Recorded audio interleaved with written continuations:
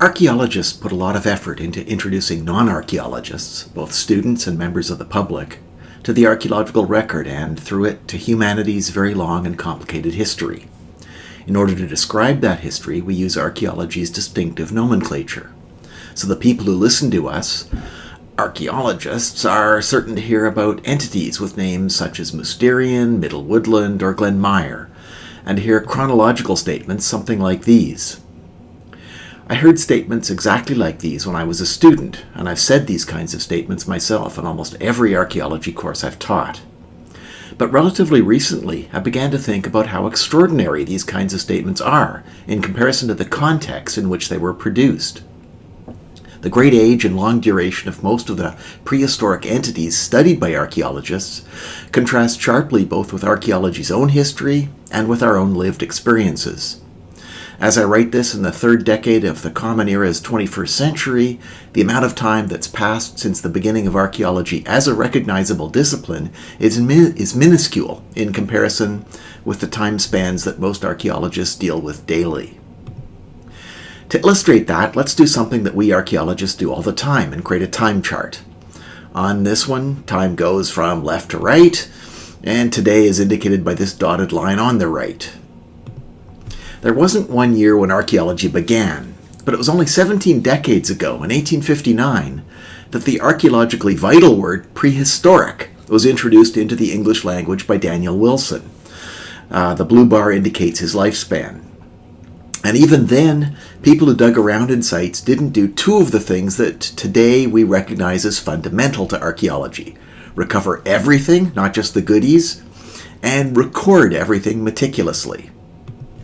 It took another quarter century until the 1880s before excavators like Augustus Pitt Rivers and Flinders Petrie forcefully advocated those practices. Here, the darker blue indicates approximately when they began their archaeological careers, and I'm tentatively using 1884, which was important for both of those researchers, as the overly precise start of what we would recognize as contemporary archaeology. Turning to Ontario archaeology, we again encounter Daniel Wilson, who'd emigrated in the 1850s to take up a post at the University of Toronto, and who became an advocate for research here. But the person usually credited with being Ontario's first professional archaeologist was David Boyle, who took on that role late in his life a little more than 13 decades ago. Boyle was succeeded by individuals whose names fill the histories of Ontario archaeology, such as William Winterberg, Wilfrid Jury, Norm Emerson, and Kenneth Kidd. Turning solely from people to include institutions, in 1955, graduating high school student Bruce Trigger wanted to study archaeology at the undergraduate level, only to find that just one university in Eastern Canada taught it, the University of Toronto. That's less than 7 decades ago. It never occurred to me when I started my own undergraduate studies in archaeology at the U of T just 21 years after Trigger, how young that program was. I hasten to add that I've added myself to this graph only in the chronological context, as an archaeologist still working today, and not to compare myself with any of those individuals.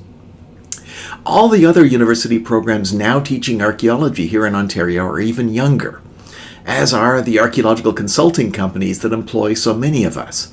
The oldest of them are around 4 decades old. So we can see that all of contemporary archaeology, shaded in blue, is only around 14 decades old. And if you'll permit me to continue in an autobiographical note, my own career, which began in the late 1970s, has already spanned more than 30% of archaeology's entire history.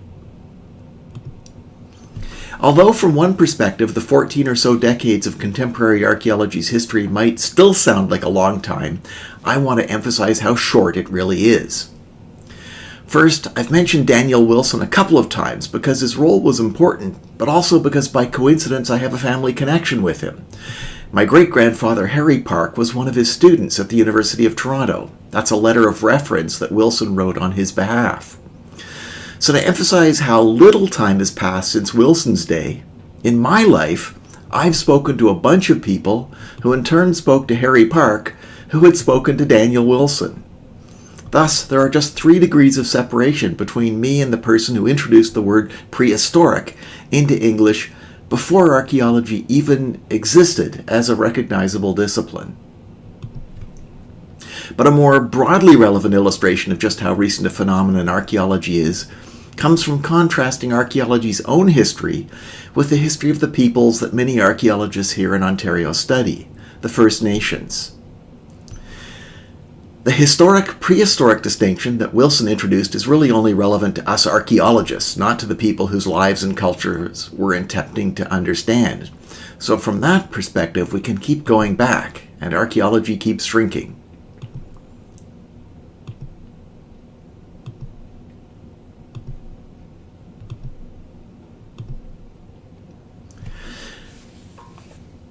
Perhaps the shortest of the standard archaeological entities here in Ontario that we archaeologists talk about so comfortably is the Middle Woodland tradition, the conventional dates for which span as few as 700 years.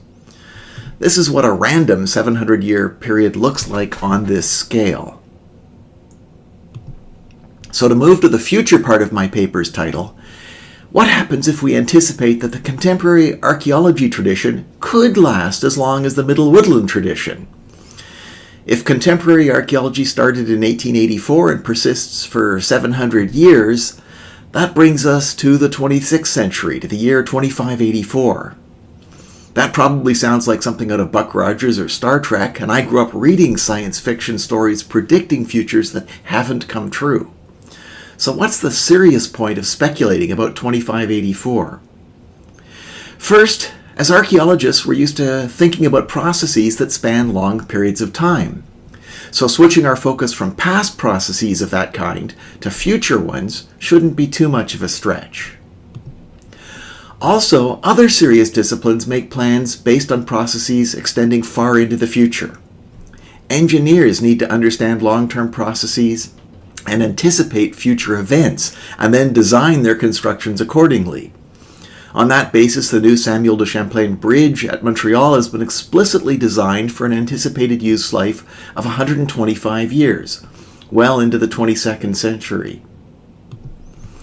Given the long time spans that we archaeologists think about for the past, it therefore doesn't seem unreasonable to think about not just 125 years into the future, but even longer, especially since the consequences about us being wrong will be far fewer than for engineers designing bridges. So what insights can we gain from considering archaeology lasting at least as long as the Middle Woodland? First, from the perspective of the 26th century, we in the 21st century are a long time in the past. We archaeologists have the habit of naming entities in the past and subdividing them. So if in a moment of levity we name what we do the trowel culture and subdivide it into equal segments, we can see that we're only a little more than halfway through the early phase of the trowel culture. That might be a bit disconcerting for most current professional archaeologists, who in the past 2 or 3 decades have probably witnessed what seemed like major changes in archaeological theory and changes in the practice in consulting archaeology. But viewed through this lens, perhaps all of those changes are really less important than they seem to us. Second, the archaeological record is inevitably going to change a lot over the next few hundred years. For present purposes, we might see the archaeological record as having 3 components: the in-ground, unexcavated archaeological record, the already excavated archaeological record, and the portion of the archaeological record that's made up of archaeologists' ideas and inferences about the past. For this short talk, I'll only note that the unexcavated part of the archaeological record here in Ontario, which consists of completely or relatively intact archaeological remains that are on the surface or shallowly buried, and again, that's the most of what we deal with here in Ontario, will have diminished dramatically by the 26th century.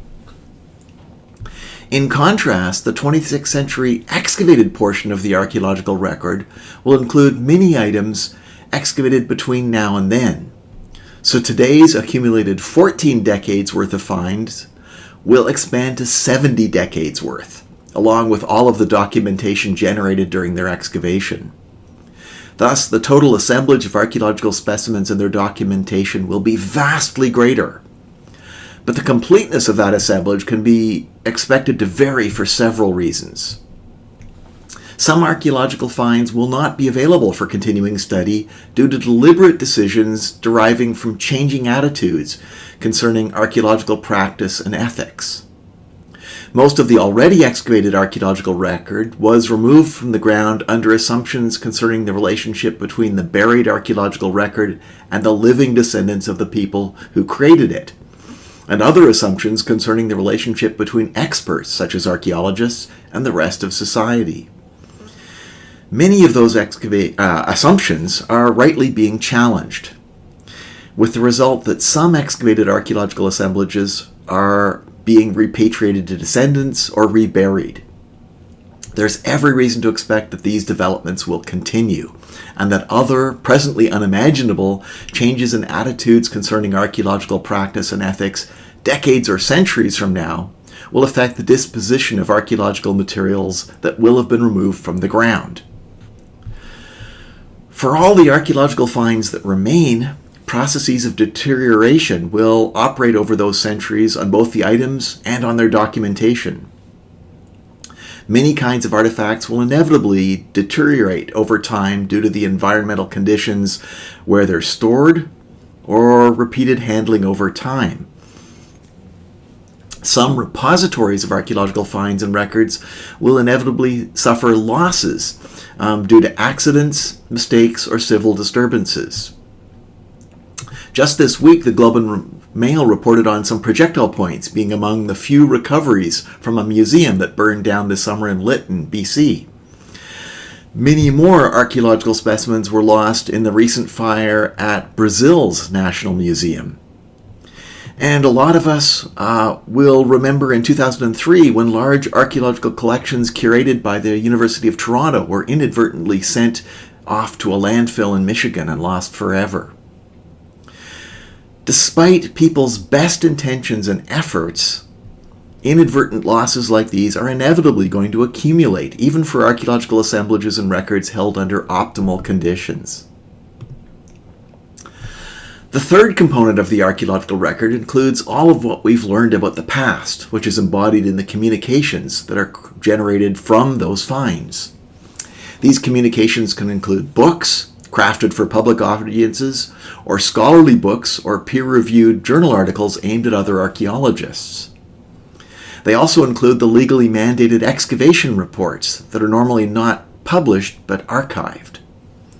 Non-written communication forms have existed for many years in the form of documentary films and videos, and these are currently proliferating into promising new media such as virtual reality recreations. A measure of how much archaeological communication is generated in book form can be obtained from the catalog of the United States Library of Congress, which currently contains more than 42,000 entries classified by subject to archaeology that have been published in the 14 decades since 1881. But fully 54% of them have been published in just the last 2 decades, with more than 1,000 new archaeology books every year. If the current rate of book publication were to stabilize until archaeology is 700 years old in the 26th century, there would be almost 750,000 books on the subject of archaeology for an interested person to peruse. A more targeted measure of how much archaeological communication is generated just between archaeologists can be found by focusing on scholarly journals. By my calculations, 3 major ones, Ontario Archaeology, the Canadian Journal of Archaeology, and American Antiquity, together publish more than 640,000 words per year on archaeological topics that might be relevant to the archaeology of Ontario. So that's more words than the entire Lord of the Rings trilogy every year in just those 3 journals. In this graph, I've simply extrapolated the current total number of words from this year. If that rate of publication were to continue over what remains of archaeology's 70 decades, the total will be over 350 million words, or more than 600 Lords of the Rings trilogies. A final genre of archaeological writing includes the legally mandated reports that often are archived rather than published. Such reports will most likely continue to be very useful and cited centuries after being written, because the descriptive material they contain will be more amenable to interpretation using the future's theories and interests, in contrast to the books and journal articles discussed above. From this OAS graphic, it stated that 2,820 such reports were submitted in Ontario in 2020. So in this graph, I've simply extrapolated the cumulative total number of reports. If that rate of report creation were to continue over what remains of archaeology's 70 decades, the total will be 1.5 million reports added between now and then. My book graph reflects the history of archaeology so far. The other two are predictions into the future. But the takeaway message from all three is that the production of archaeological knowledge in just these three forms, ignoring all the others that exist or may soon exist, is mind-boggling. Also, the books in the first graph include lots that are written for non-specialists, but the journal articles and reports in the last two graphs are just for us. In other words, we're already creating more and more archaeological knowledge that's in a format only we can read. Now, one wants to be cautious making predictions based on trends, and I'm sure something will change these. But that's where adopting an archaeological perspective to archaeology might be strategic. If we know that these trends aren't sustainable, we can start right now planning how to change the system in a way that we want, rather than having change forced upon us. Using the chronology I'm advocating for here, the age of Zoom, which began with the first lockdown in March 2020 and has lasted 19 months, already represents more than 1% of archaeology's entire 1,656-month history. It's had a dramatic temporary effect on how archaeological communication happens. We archaeologists have had to learn to communicate via new media, and students and members of the public have had to learn how to learn in new ways. But there are powerful structural processes that will resist this change. Let me just briefly give you a couple of examples from my university context. Here, professors have always had absolute discretion as to how they teach regular on-campus courses.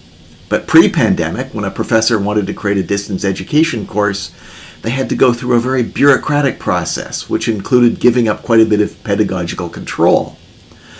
Bizarrely, if you wanted to learn from our university experts how to create a distance education course, you couldn't learn it online. You had to go sit together in a classroom to get the necessary instruction. That control system had to be discarded during the pandemic, when every professor suddenly needed to teach remotely, but it's already being reinstated. The same structural resistance may preclude scholarly conferences like this one staying online. Many scholarly societies rely on the revenue from in-person conferences and won't be able to afford to forego it. So I have no sense of whether archaeological communication is going to change in the short term, nor how, but in the long term it definitely will. To conclude, I want to come back to this time chart, since to me it's the most important one in this presentation, because it contextualizes what a brief episode archaeology has already been in comparison with the human history of this province, let alone with all of human history. We live, and histories of archaeology are written at the micro scale. All of you, like me, will have seen dramatic changes in archaeological theories and in the legal, moral, and administrative frameworks within which archaeology is practiced here in Ontario and elsewhere. You'll also be very familiar with many urgent archaeological issues that require addressing in the short term, such as the curation crisis or the dropping of archaeology as a discipline at universities around the world.